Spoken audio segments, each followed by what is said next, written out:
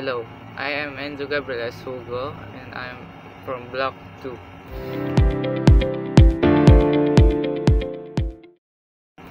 Here, I will discuss about two theories, which is Sigmund Freud's psychoanalytic theory and George Herbert Mead theory, which is symbolic interactionism.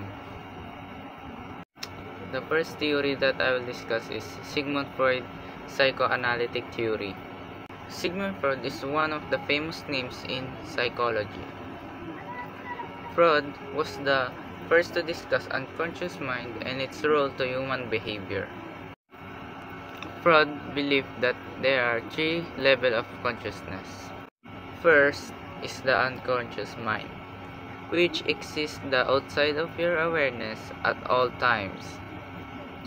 Next is the preconscious, which includes all information that you're not currently aware of but can be recalled. And last is conscious mind, is your current state of awareness.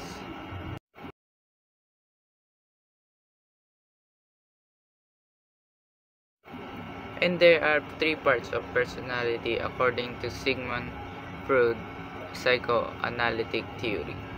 These are the id, ego, and superego. The id is like devil on your side, and it is always selfish and needy.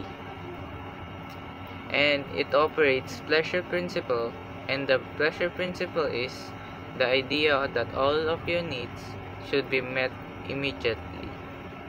Then there are superego. The superego is like a little angel on your side. The superego is maintaining you to do what is right. It is also represent your conscience and your view what is considered wrong. And lastly, ego. The ego is the part of your personality that makes your decisions and face the consequence. And the ego operates reality principles. The idea of reality principles is that desires of id must be satisfied in method both socially appropriate, realistic,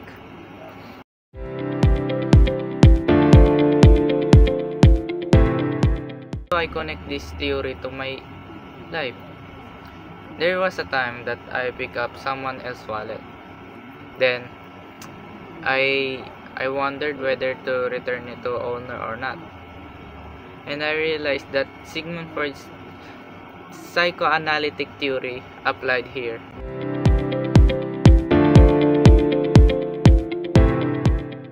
The second theory is George Herbert Mead theory, also known as symbolic interactionism. Symbolic interactionism is a sociological perspective that focuses on how individuals create meaning through interactions with each other.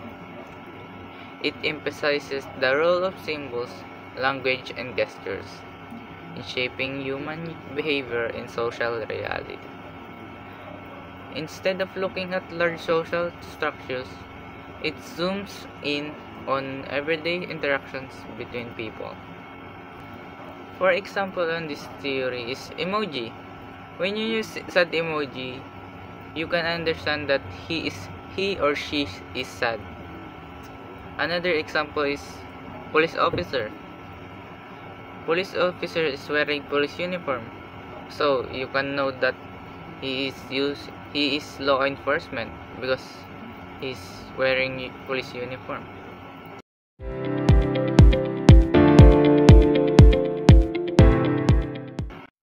This perspective are helpful to me when I'm deciding of what I'm doing right or wrong, or what is the consequences. And knowing who is controlling me is either id or superego.